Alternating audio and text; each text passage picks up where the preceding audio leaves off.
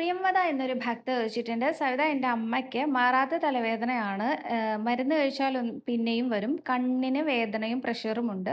എന്ത് വഴിപാടാണ് ചെയ്യേണ്ടത് ഗുരുവായൂരപ്പന്? കാണാതെ പോകലേ എന്നാണ് പറഞ്ഞിരിക്കുന്നത് കേട്ടോ.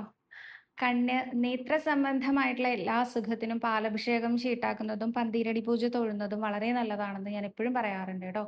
പാലഭിഷേകം ചീട്ടാക്കാൻ 30 രൂപയാണ്. 1/4 ലിറ്റർ ഷീട്ടാക്കാൻ വേണ്ടത്. മിനിമം 15 ദിവസത്തിന് ഷീട്ടാക്കണം. അപ്പം 450 രൂപ. അങ്ങനെയാണ് അതിൻ്റെ കണക്ക് വരുന്നത്.